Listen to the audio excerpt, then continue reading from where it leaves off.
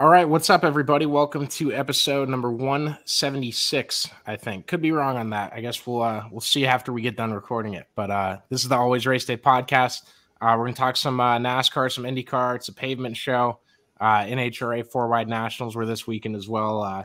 We'll hit on a bunch of stuff. David Malukas being out at Aero McLaren, the massive IndyCar scandal we didn't get to talk about last week, and everything, I guess, in between. That was kind of the bookends of since we last did a pavement show. So get ready to go, and we'll get the show fired up. Maybe. Hold on.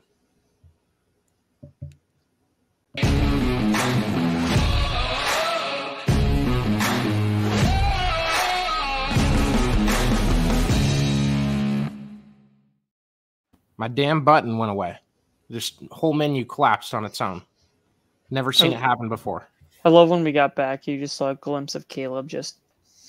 Well, if you guys don't know, I'm Connor Ferguson. This is Caleb Slowhigh and Joshua Olmstead. I almost forgot Josh's name already. I'm off to a raring start this afternoon. I cleaned a lot today, so that has taken my brain out of a lot of the mush that I usually am in with motorsport stuff. Real quick, before we get started, I want to thank the Karl Auto Group for being our presenting sponsor here at Always Race Day, and that partnership that they've been able to present the podcast for as long as they have.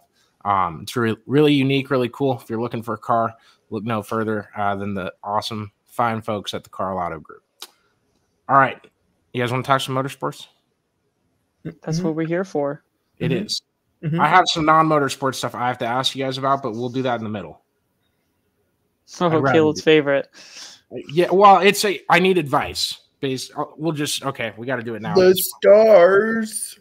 Oh, no. It's not about the Dallas Stars, but my Dallas Stars red hot right now, man. Stop it. I'm not worried. Electric factory. Not worried. You're a Vegas fan? Bandwagon. Yeah. God, me and Damon, baby. These ass hats. Really quick.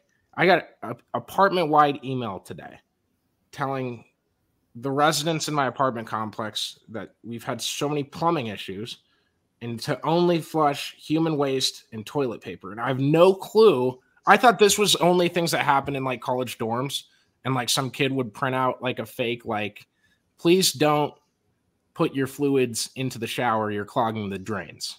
You know, that could also be like tampons and stuff, right? I thought you're supposed to flush those. No. Since when? Since always. Where do you put them? This is garbage. Not good. Remember what I said right before we started? Doesn't that make it smell bad? You take care of the garbage.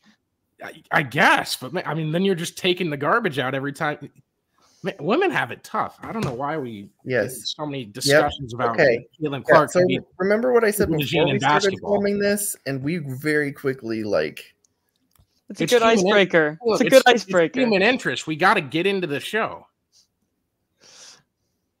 You don't start episode 176 off with the most mundane racing headline we can find. You started off with the big stuff, and I just wanted to know why I was getting an apartment-wide email of please only piss and shit in the toilet and wipe. They included toilet paper so that they save themselves there. But I'm very confused. My sink's been clogged. I've put 17 requests in. It just doesn't get fixed. You're not supposed to put your tampons in the sink either. That must be what's going on. Because they clearly don't go in the toilet. So, God, I don't know. I didn't know if that was an adult thing. You guys are around my age, so I figured I'd get my answer, and I did. I'm so sorry to anybody that's listening. We literally said, you guys want to talk some motorsports? So I got this letter from my apartment complex.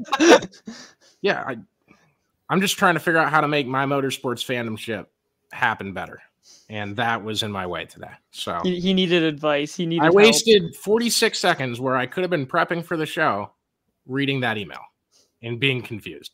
There's 2 hours of being confused in the middle of it, but trust me, it all flew together. Anyways, Denny Hamlin beats out Kyle Larson on Sunday at Dover in what looked like kind of an aero block type of finish, and it sparked this debate everywhere. I think the biggest story of that of this early part of the week on the NASCAR side has been how long have we seen aero blocking and what your guys' opinion is on it? I know Kyle Larson has suggested taking out the backup cameras on the cars. Obviously, you still have spotters. You would still do the same thing.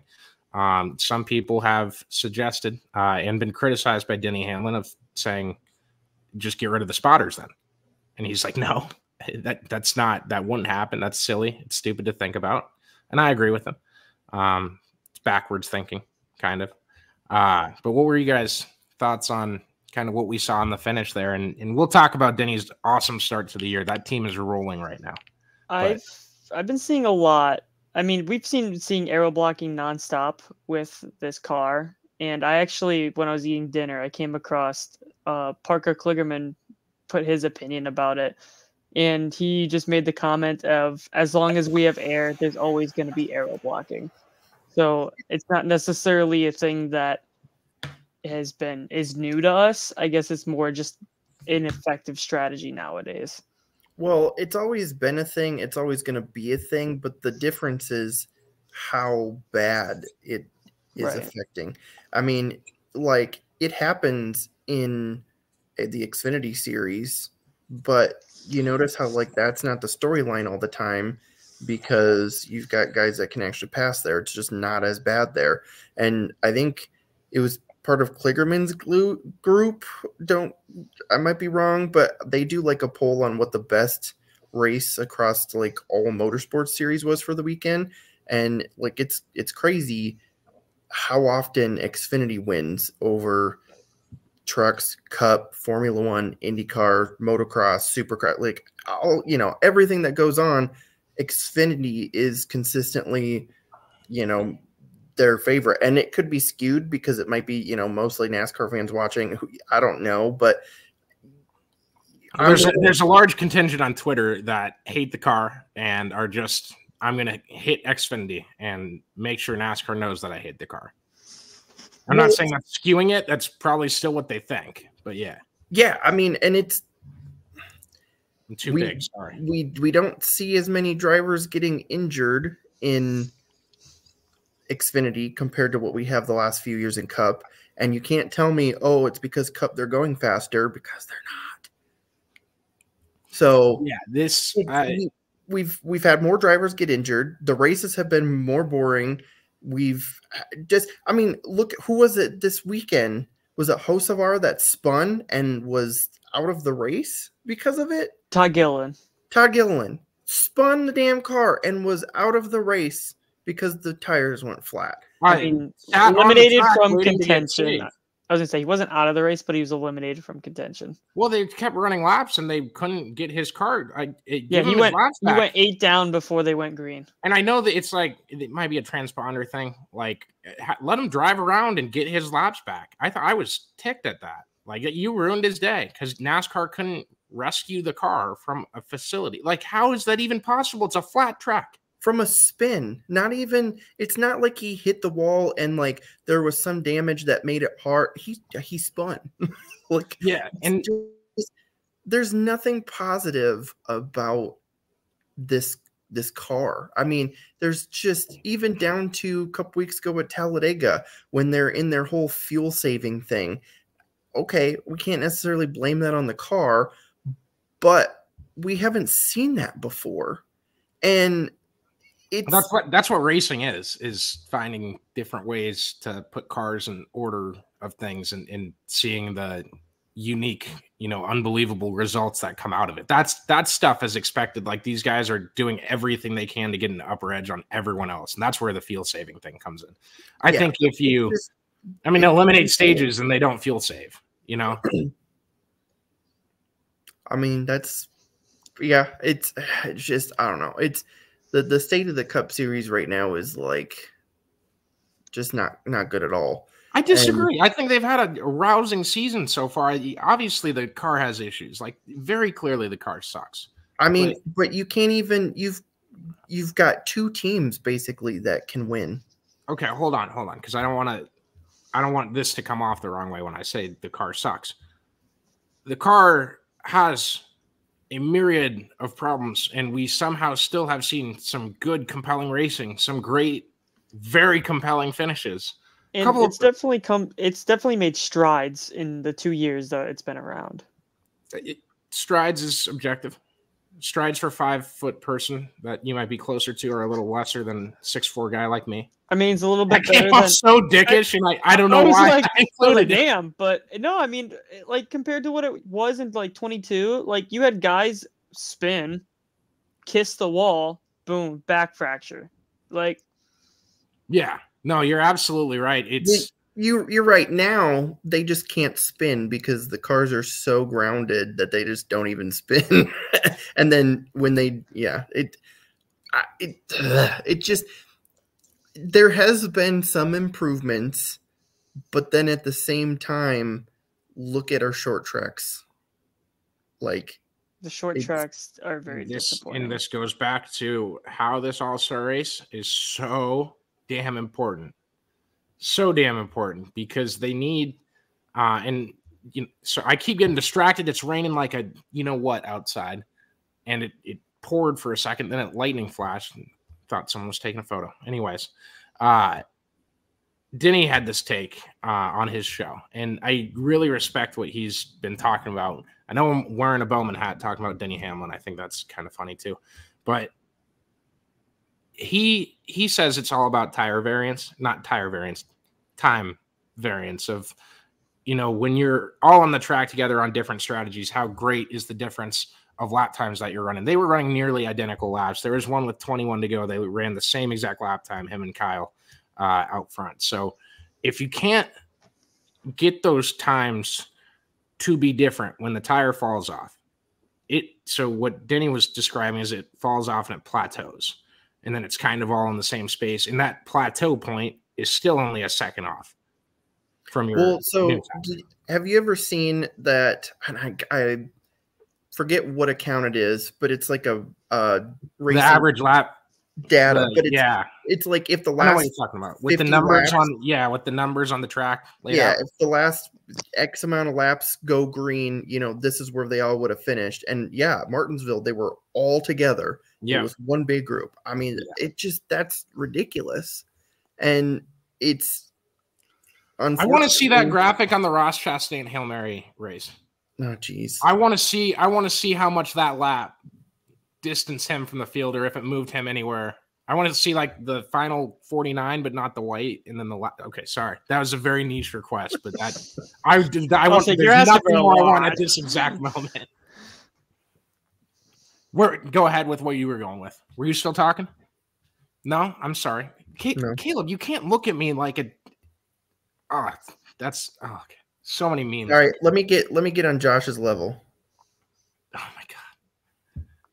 Do not get mad. Do not get mad. I asked about an apartment email to open the show and then do that. Unbelievable. It's like we are strides better than what it used to be.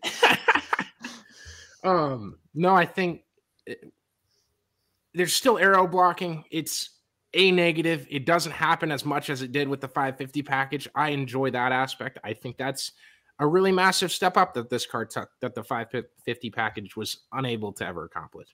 Obviously it's still around. Obviously there's things that, you know, can get better, probably need to get better at least at some point.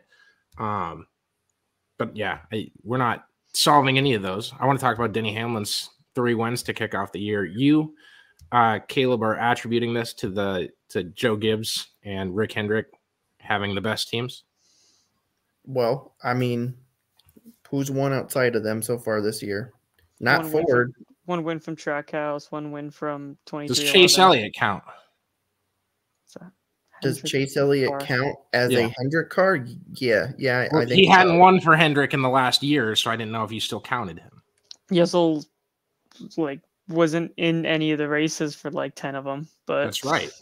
Well, I mean, he was very off the pace, but yeah, I mean, I think that even goes to my point even more that even Chase Elliott has now won.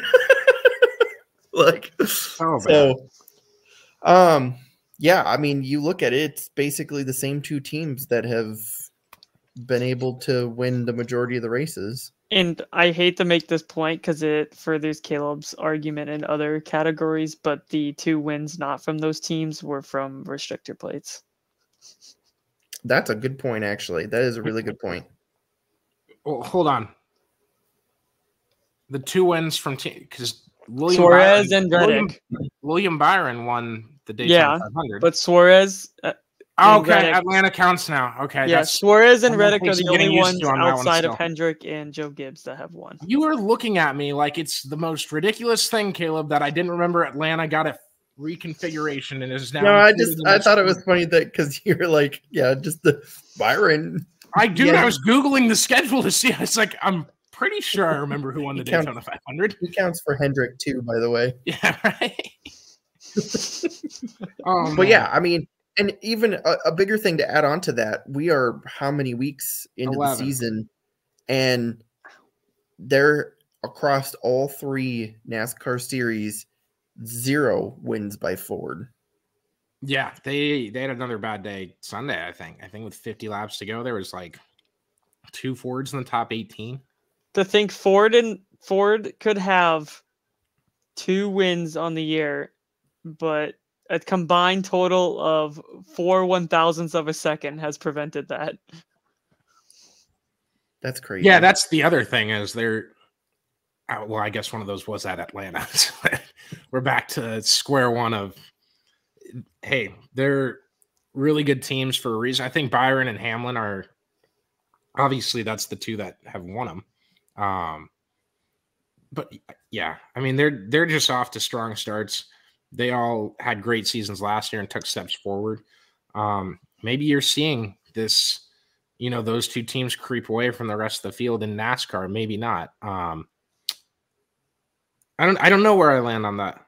I think we could be seeing something like that. Well, and Hamlin has said himself too, like last year, we saw so many different winners. And, when this car first debuted, we saw so many winners because everybody was chasing the stuff that they didn't know.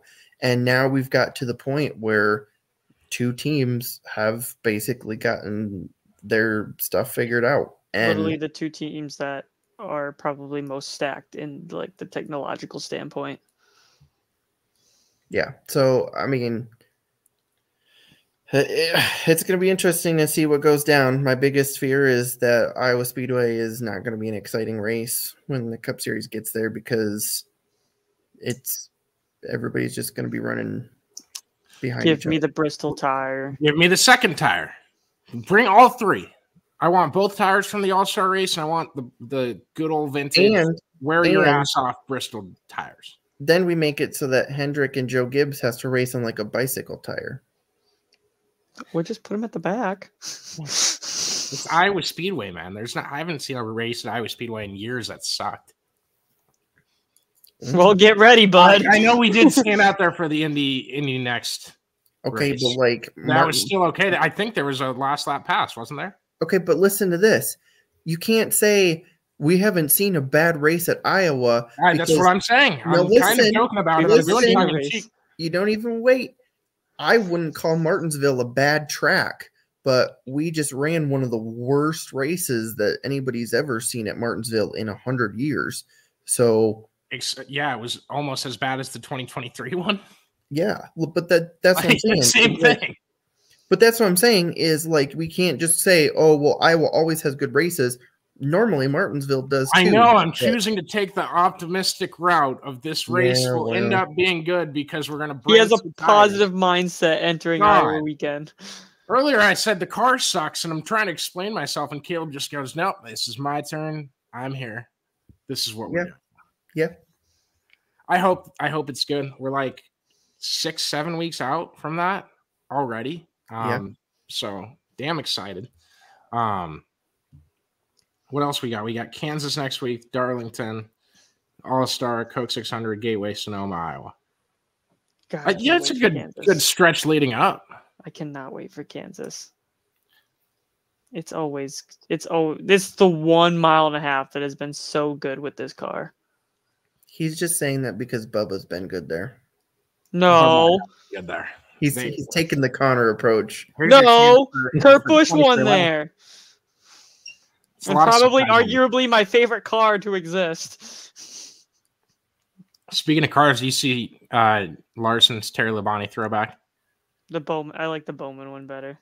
You like the Bowman? I thought the Bowman one, it looked, I was like, it's so obvious this paint scheme was created on a different shaped car.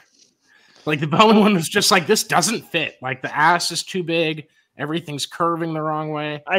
From what I've seen, I think the Byron one's going to blow all of them out of the water. I feel like he's doing a Gordon one with flame. It's like Gordon, like 2009 with the DuPont with the black back is what it looks like. That's what I think it's going to be. No, I wanted to spotlight it because it's cool as hell. Obviously, Harvick's going to be. Well, he's not going to be in that car. Never mind. Forget Harvick. You're jumping topics. Yeah, no, I wrote down Harvick right next to his name, and I'm. Does Harvick count as a Hendrick driver? He should. If he wins? Yeah, if he wins too, he definitely should. He's not gonna. He's not. What if he's on the pole? If he's on standby and Kyle can't make it to Charlotte? Have you thought of this? If he puts it on the pole, North Wilkesboro, not Charlotte. Don't make the same mistake I did. Well, no, Kyle. No, because. Yeah, just in case Kyle Larson. It's Indy 500 day. Yeah, there's two different events here. Mm. That is fair. I mean, he's going to have to race if Kyle Larson turns into a can of pie filling during the running of the Indy 500. What the fuck, man? Dude, what? I do not want to watch that in person. I don't want. What are you doing on our show? What prompted you to even suggest something like that? I about watched someone get decapitated by a tire last year. I don't need to watch Kyle Larson get decapitated. I didn't say get decapitated. Same thing. Both equal death.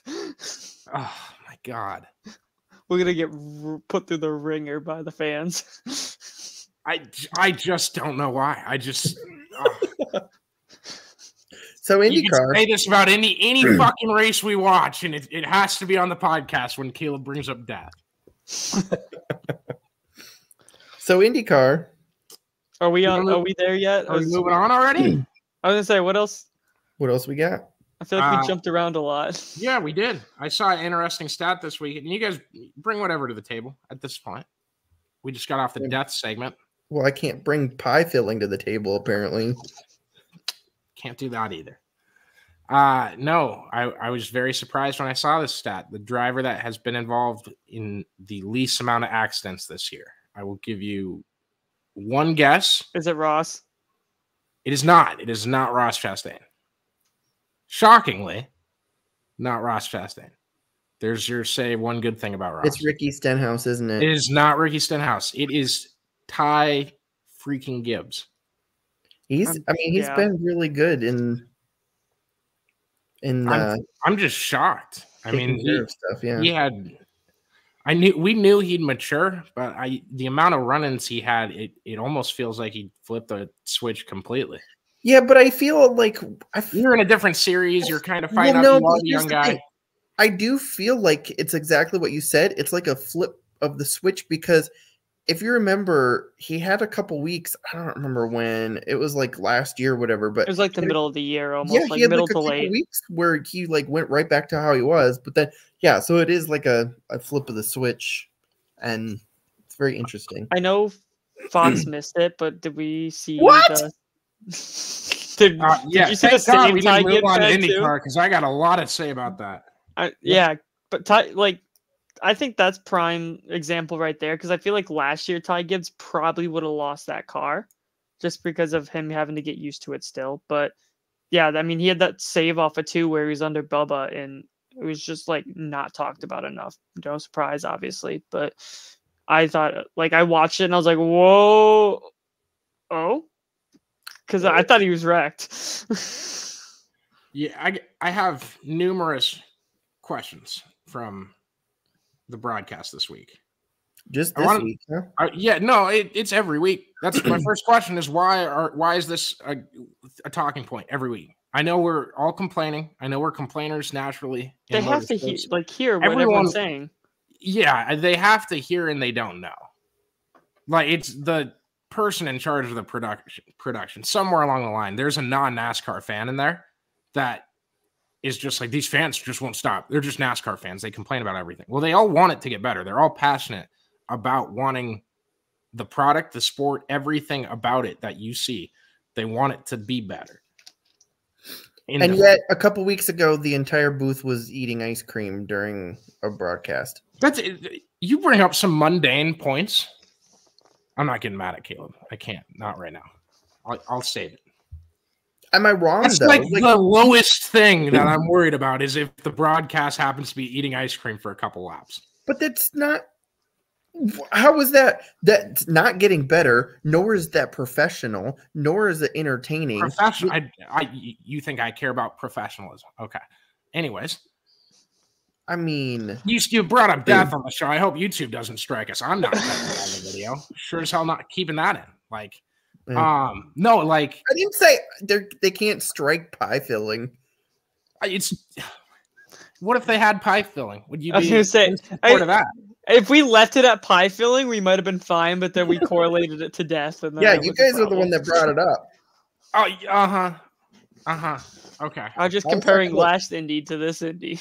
I was talking about pie filling, and somebody had to say decapitation. So, okay, if they're eating pies for 3 laps from lap 147 to 150, could give 2 shits. Could not care less, right?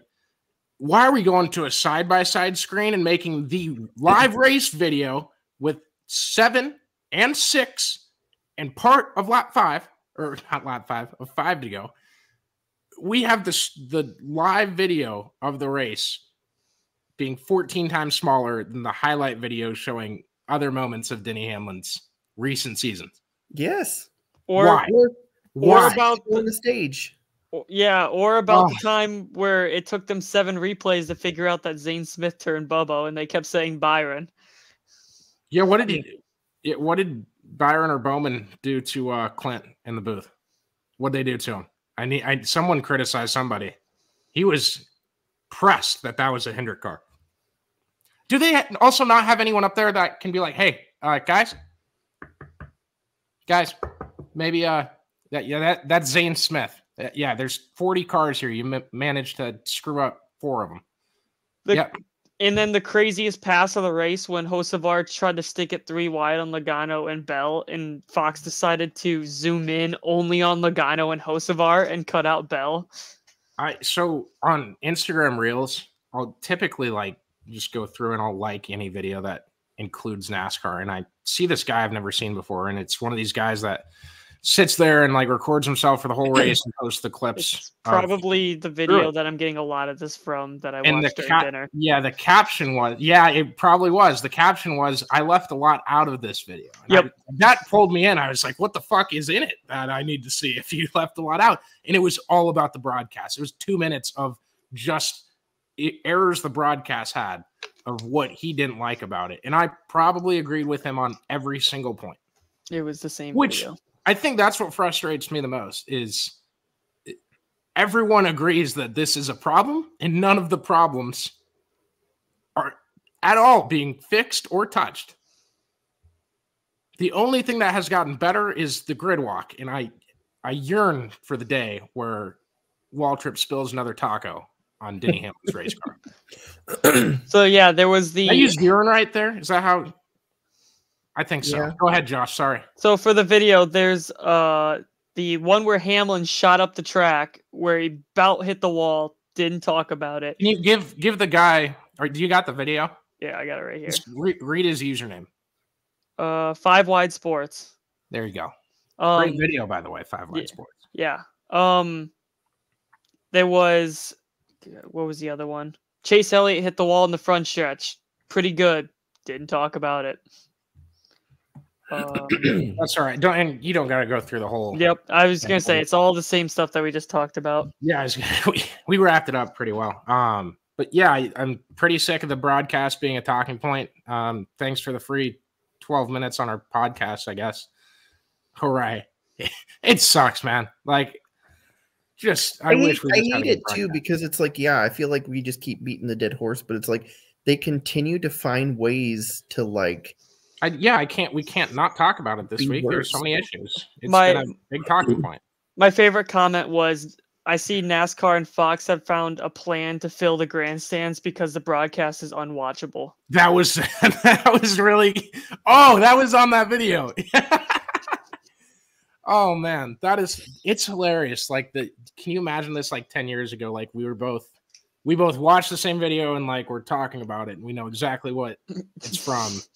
And we both happen to read the same exact comment in the yeah. Yep.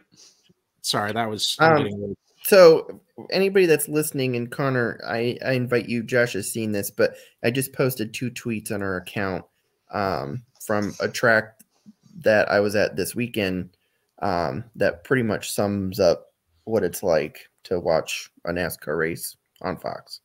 Okay. Hold on. The second one's loading right now, but okay. Are we going to read these tweets?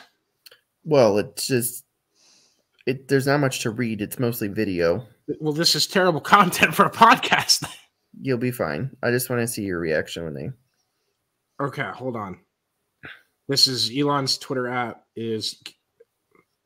What about Elon? What? Oh, since he took over Twitter, just the it's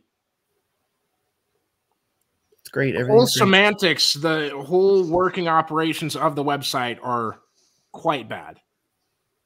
If for the people there. Yeah, nice. This is good. Yeah, like look at that. If you're on the YouTube feed, you can see what it is. It's just wait. You'll love the second one. The second one's the best. I was gonna say I don't think the second one's posted yet. There it is. Why did you tag NASCAR on Fox? They need to know what they've done. What from the don't.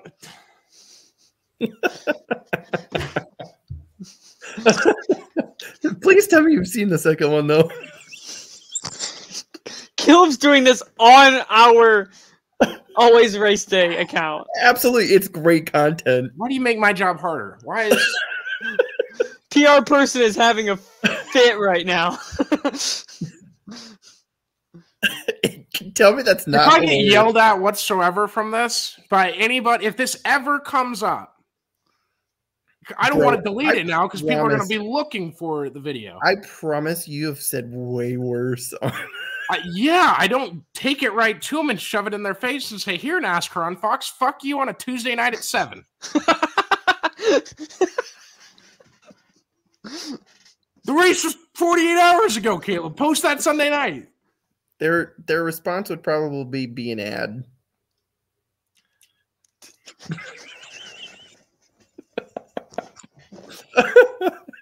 I don't want to delete it now because we just thought about it for 3 minutes. Which Caleb, go post it on yours, and then we'll just tell people to go look at Caleb's. Do that. That's a fine compromise. I'll retweet it on the Always Race Day account. Or you can retweet it yourself at this point. Yeah, you're just doing whatever you want with the Twitter. So we can. I'm never doing a show with you until you've had dinner again. I told you. So I can also put that on our TikTok.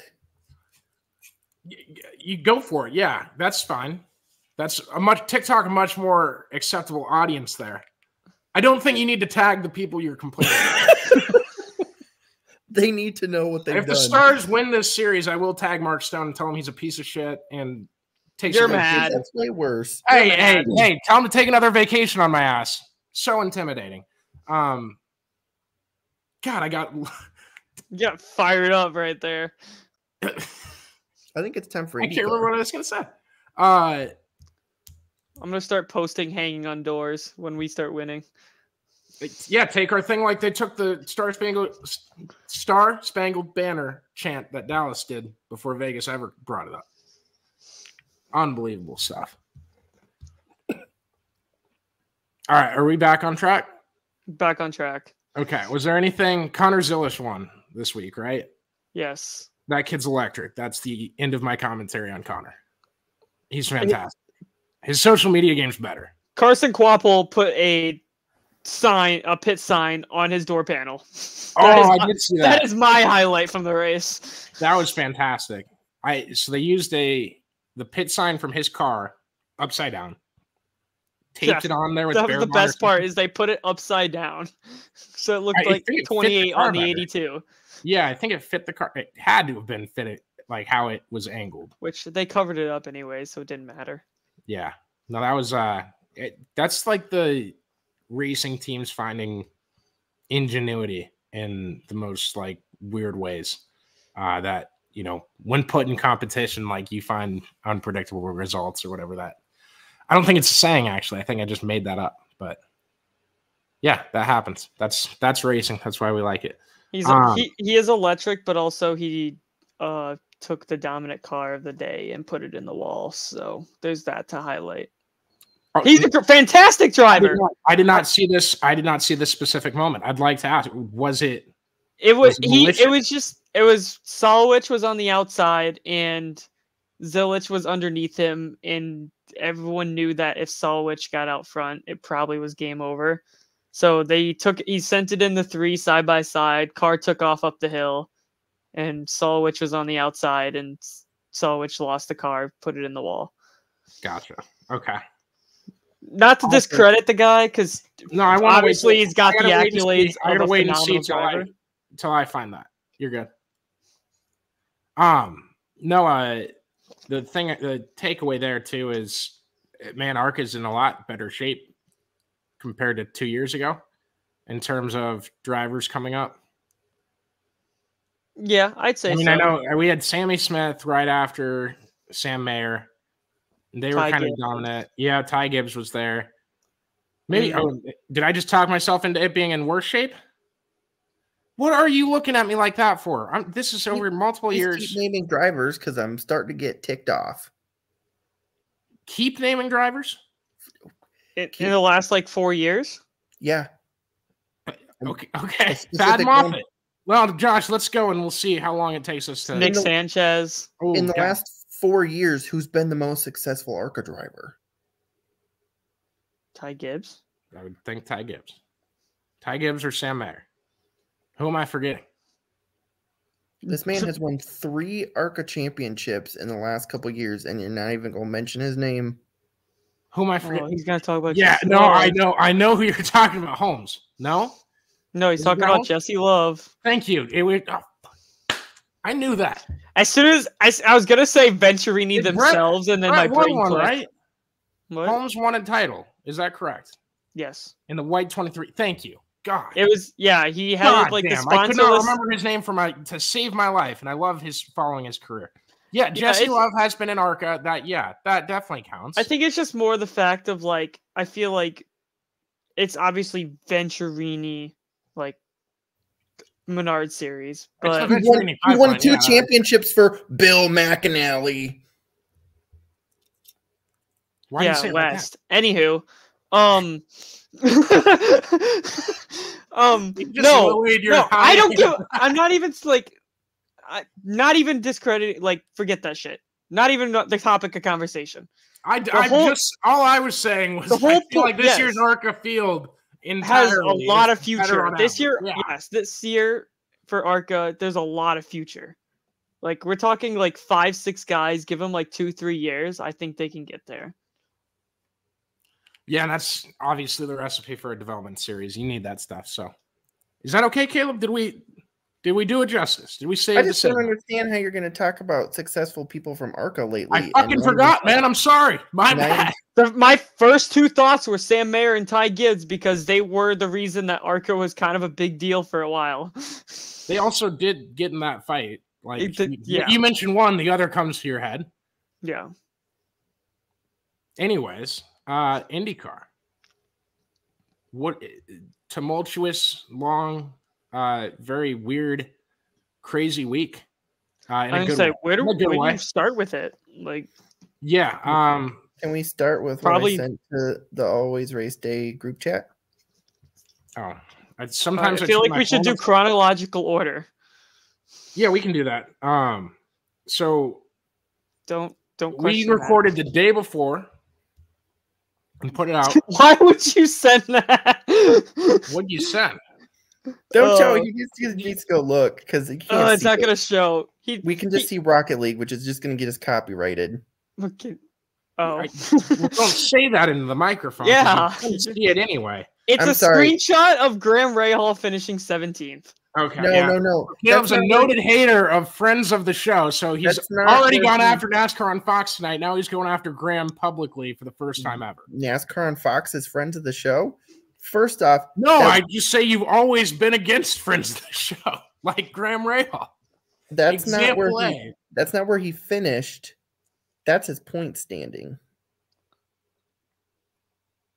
just wait until the other teams get caught for these penalties.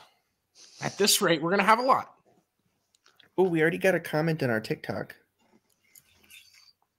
Nice. He posted that quick. We keep having content meetings during shows, and then Caleb's pissed I asked about the apartment. They commented back, touche.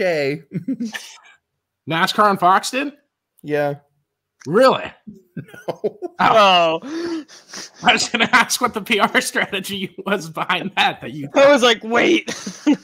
NASCAR, what do you think they're saying? Breaking news, NASCAR and Fox be like, yeah, you're right. All right. IndyCar. Chronological order, so probably the penalty. Yeah, Scott McLaughlin and McLaughlin, right? McLaughlin. No, it is McLaughlin. God, yeah. I just switched in my head. I'm sorry, Scotty. Just say Scotty Mac. Yeah. So Scott and Joseph Newgarden get tabbed for penalties. They had different reactions to the penalty, which I was very perplexed by. Or I shouldn't say reactions, responses and statements. McLaughlin didn't deny. Is that accurate, Josh? Yes. Didn't deny anything. He talked about having a better race this week and going out and doing better. And that's what he did. He won the race. Joseph Newgarden he teared up in the press conference, said that somehow they were under the impression that by the way, I'm doing a bad job of presenting this. My bad. The penalty was for using push to pass on restarts and starts, which their cars were programmed to do. That's a full program that you have to put into a car setup and into things to be able to run the cars like that and have the ability to hit push to pass on a restart. I don't know where that comes in or how that works, but it's something you have to put in program into a restart. It's a software program. Yes. So they were using it on starts and restarts, which was allowed at the All-Star race at the Thermal Club. I'm calling that the Thermal Exhibition. Thermal Club, yeah. It wasn't an All-Star race. No, it was just the $1 Million Challenge is what it was called. I wish that would have worked for him, but you know why it didn't. Damn TV ratings too. Jesus. They did this at St. Pete in the season opener before the Thermal Club race. That was never a thing before. There was never a race where they were allowed to use push to pass on restarts until that exhibition race.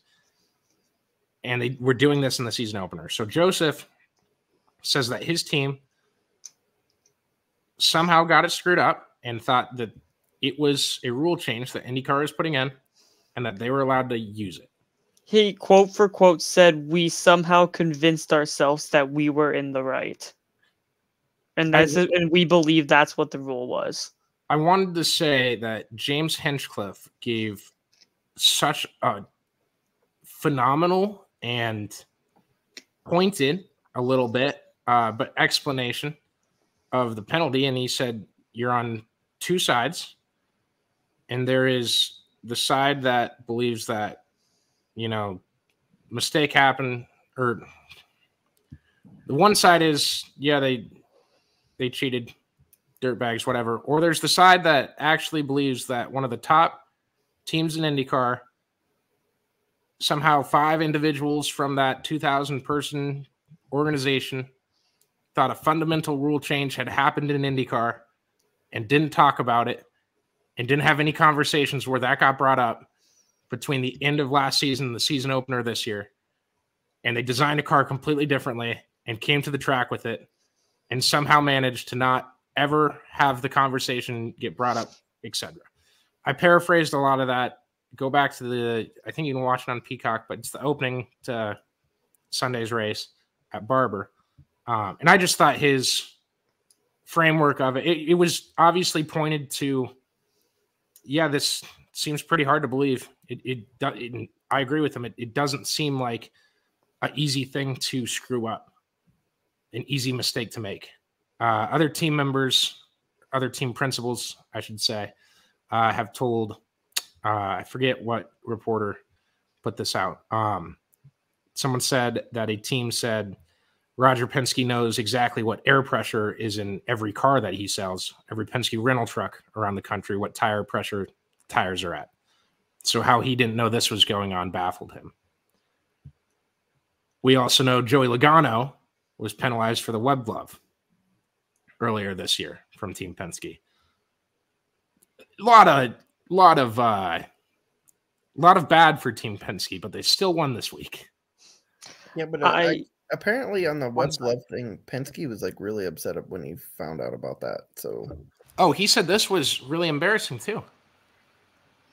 Yes, I'm putting my shades down. One sec.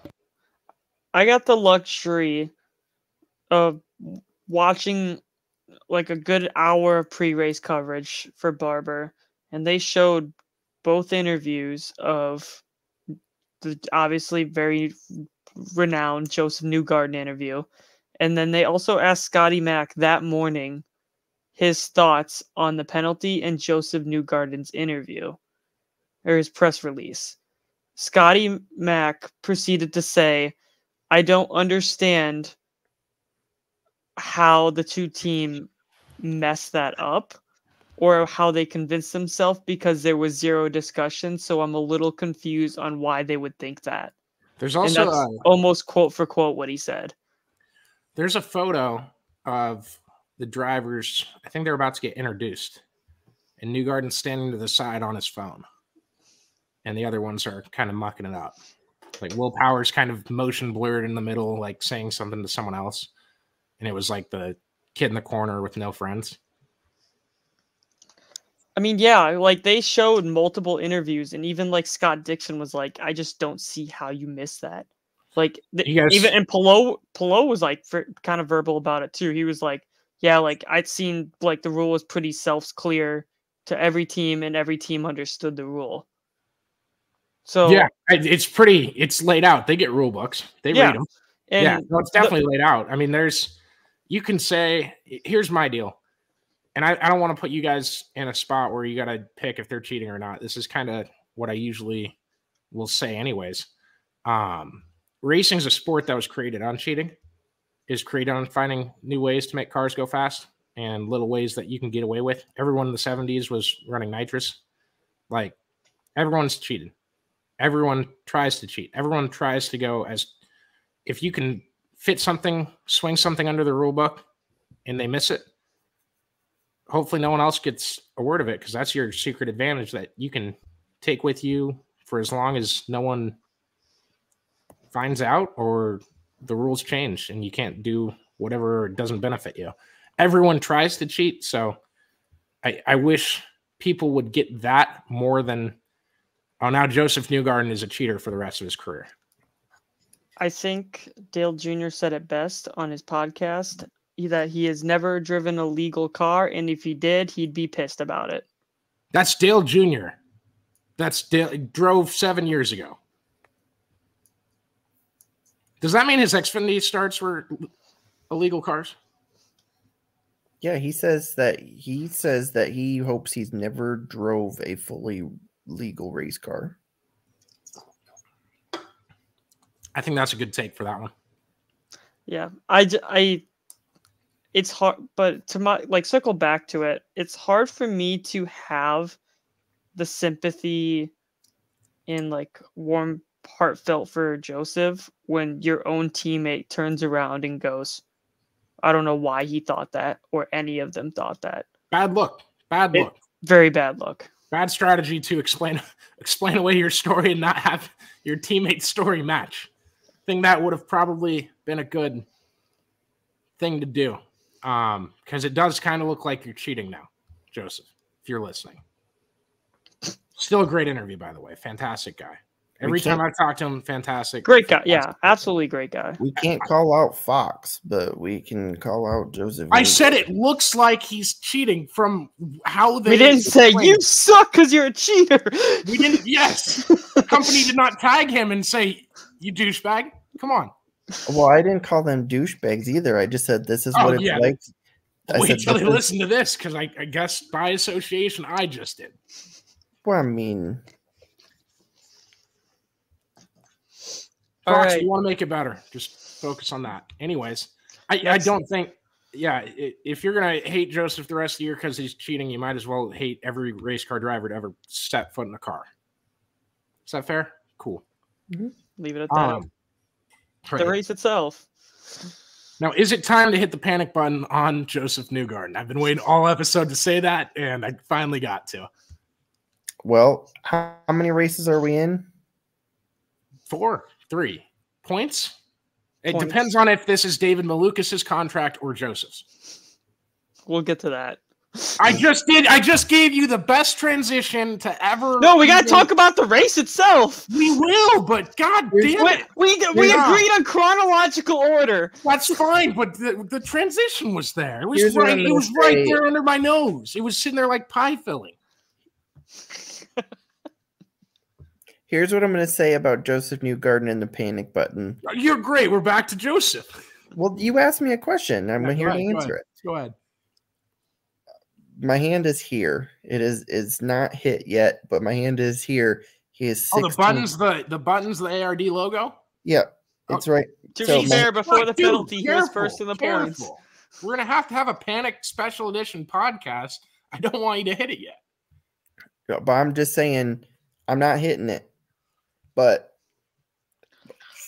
based on that penalty and stuff, he's 16th in the standings at this point. Oh, but then you have Scotty Mack, who was dead last in the points and now is 9th. Yeah, 9th. You're hovering over the button like it's a gross. I'm hovering over it. The next couple races, Memorial Stadium in Lincoln, Nebraska. The next couple races, we could either be doing this. Or we could be doing. Well, one of those races is the Indy 500. So okay, got it. Leave that out there. Yeah, all right. Let's make sure we include that. Yeah, it is the Indy GP and the Indy 500. You know what? The next couple races will determine whether we're hitting the panic button for sure or not. Sneak peek for the premium folks that listen so long to this episode. I'm picking Joseph Newgarden to win the 500. It's a bold strategy, Cotton. I'm not saying anything yet because the dude that I wanted to win it last year and want to win every race is driving like a complete tool right now. Good transition. That award is driving like a bad motherfucker, but not the good kind of bad motherfucker. But no, he's driving like a bad motherfucker. You didn't need to repeat it. We cussed too much already. So he ran over the rumble strips, it looked like, and he got into please help me, Josh. He didn't get into them. It was Lundgaard. Thank you. Yeah, so he braked way later than Lundgaard and realized that he was gonna run into the back of him. So he essentially tried to just scoot to the side, and as soon as he hit the rumble strips, he just spun. And when he went off the track? Yes. I'm sorry. No. Yeah. So I'm talking about a different incident. Yes. So now we're leading up to it. So that's 6 laps in, right? Yeah. Yes. Or might not even be. 4. But, around that. So drops back to like 20th. Is driving like a bat out of hell, trying to get through the field. You're overdriving. You just made a mistake early in the race. It's understandable why this happened. Yes. Go ahead. But then proceeds to get side by side with Fittipaldi. And that's who it was. Yep. And entered a not such a passing zone side by side with him, hit the rumble strips, jumped over into him, ruined Fittipaldi's race. Proceeds to get penalized. Runs in the back of the field all day. Tries to get back up there in strategy. Strategy didn't play out. So he's running about 22nd. No, he's about 18th. He was 18th and threw it down in the corner on his teammate. Like 5 car lengths back. Threw it deep. And just absolutely took out his own teammate. And then they both proceeded to finish 22nd and 23rd. So why I brought up the incident with Fittipaldi right away was he spun Fittipaldi, and then the broadcast. And by the way, I saw some comments on IndyCar ratings today, and I wasn't going to go reply to them one by one. about the broadcast being bad. The broadcast was amazing. Lee Diffie's always good. Obviously, Hinchcliffe's setup was awesome. And then they played the in-car audio from Pato after the spin with Fittipaldi. And believed very obvious that he took him out. Very obvious. There was a racing incident. Yeah, so Pato says, are you kidding me? They're giving me a drive-through penalty? That was a racing incident, a freaking racing incident. You could hear him clear as day. I don't know why NASCAR can't get audio like that, or if it's because we got big rumble-tumble engines and IndyCar's got more close to that. That's a terrible impersonation of an IndyCar. I think rumble-tumble was the extent of where I needed to go with that. But it just, I mean, you could hear it clear as day. And I was like, Pato, you look really bad there, man. Jeez. Come on, buddy. But I mean, it's a heat of the moment thing at the same time. I think it was just compounded frustrations. Yeah, no, absolutely. Like, you're just trying to overdrive. And so you can circle back to last week, too, where he ran into the back of Rossi as well on the first lap. Hasn't also been a teammate. So, like, to circle back, we start the week with Penske getting caught for cheating. Then Scott McLaughlin, the one that really, I just keep saying McLaughlin, I'm sorry. Scotty takes the PR approach that he does, says, we're just going to focus on this way, you go out and win. And they go out and win. Linus Lundqvist getting his first podium was the only other thing I wanted to say in that. Good for him, rookie, driving for Chip Ganassi, still in a good car, whatever. Flew through the field. Granted, everyone was on field strategy, but I mean, yes. he passed Lundgaard, who's on the same strategy. Yeah, absolutely. And then the day ends, I guess, or the weekend ends with Aero McLaren, who finished 3 cars in the 20s. 22nd, 23rd, 25th. And a team principal that says we shouldn't give points out behind because there's only 20 cars that people go there to see. The 7 other of them are just running around. So I was just wondering where your cars were running, sir. Where did they end up, sir? I hate Zach Brown. Love Zach Brown band. Yes. Zach Brown IndyCar has promised a lot of rides to drivers that did not get those rides. Another one being David Malukas because of a asterisk contract line that said if he missed 4 races, they could let him go. Just contract terminated, whatever. And he was not of the understanding, I guess, that those 4 races, non-points exhibition race, would be included in those 4 races. By my understanding, I'd probably agree with you. I don't think there's going to be less solace there for David because his injury that took him out at the start of the year was flipping over a mountain bike and breaking his hand. Some people think that's dangerous. I think we can ship our drivers around the country in Popemobiles if we wanted, but let's be real, no one's going to do that. I saw a lot of people talking about how in most contracts you're not allowed to do like dangerous actions outside of racing and whatnot. But I mean, Chase Elliott, missed 6 races? And here's the deal. Replacing David Malukas is a lot easier than replacing Chase Elliott at this point in their careers. I guess so, but value-wise, everything. David Malukas is a young talent who's hasn't even been racing for 3 years. That's why it's easy to replace him. Because he doesn't have a name yet. I'm serious. Each team is different with their contracts too. I mean, right. Dude, I can't wait for the 60 drivers that are offered this seat with a contract that has been signed. I cannot wait. It's going to be so much fun. I kind of hope it's Callum Ilott. John Girard has been interviewed for the Aero McLaren seat at the Indy 500. And so has the most recent F2 champion, who's not an F1 for some reason, and half the F1 field, and every IndyCar free agent. They've all been called, and they have shown interest from Zach Brown to them. Do you guys, am I talking crazy here? Do you guys not remember the contract summer? No, I do. Okay, I'm just making sure. There's just not much to elaborate on. Do you anticipate that this is going to be something similar? This gets filled either by Friday or by Tuesday next week. I think it's easy. It's going to be Callum Ilott.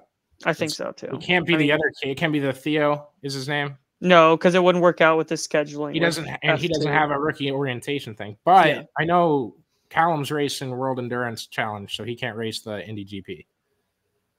Gotcha. So I bet you one's in it for the road. The Theo's in it for the road course. Callum at Indy. That would make the most sense. Just bring out Elio Cash. That's probably what would happen. But I will never miss a day to make fun of Zach Brown for offering a free agent seat to so many drivers. What are you doing? What is Caleb? I looking outside the fishbowl right now. Did you just hear that? Did you hear me? No. I said, what about bringing out Elio Castroneves? Promise him the seat. What could go wrong? I sparked a light bulb in Caleb's brain when I said that. They should bring TK out. Shane Van Gisbergen isn't racing the All-Star race this year. Why don't they get him to race it? Or they can, for the Indy 500, they can fulfill Kyle Busch's dream. He should, but he wouldn't do it on practice like this. He'd do it in a contending car. Are we going to talk about Georgina? Oh no, we'd need to. Yeah, that was almost bad. Good save, Caleb. I was gonna end the show. Why the fuck do we have mannequins hanging from the rafters of a racetrack? Why? Because I think I'm the only one embarrassed by it. I'm sorry. You're I came in a little too hot. So mannequin, mannequin. Funny enough. Now listen, mannequin entertainingly falls. And you're upset, but Booth. I don't know. And this might be IndyCar's new marketing person. I don't know how this ended up as not a bad look for IndyCar. I was embarrassed as hell. I was like, "That's because it's the track owner's choice. The track owner has mannequins all over the track." But also, how was it a bad look? Do you know how viral that went? That's an accident waiting to happen. It's been there for over 10 years. Maybe we should change the ropes that they're hanging on. I don't know. Easy. Why would you suggest that? It's a mannequin, damn it. It's a mannequin falling on the racetrack about 5 feet away from where the cockpit was of the car that almost hit it. It didn't fall. What if it lands in the cockpit and you got Georgina riding co-pilot with you? What happens? Where's the aerodynamics go? It fell not near a car. Yes, a car hit it, but that sounds like near a car to me. If a car hits it, are you near the car? It's not like it fell as the car was driving by. It did. No. There's a car that drove by right before it fell. All right. Well, moral of the story is we found one person that was upset about the whole mannequin thing. I just thought it made IndyCar look bad. I mean, that's hilarious. fine that you don't. I thought it was a real person for a second. I was like, why are you showing this on live television? It's funnier that Scott went and took a photo with it. It went viral. It created a storyline that gave IndyCar so much more attention than they would have had.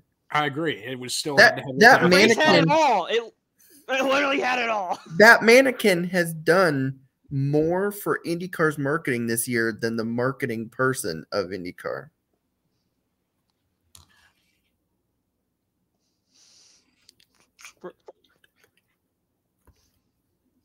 He's right. My mic got muted. But I saw a commercial during what was I watching?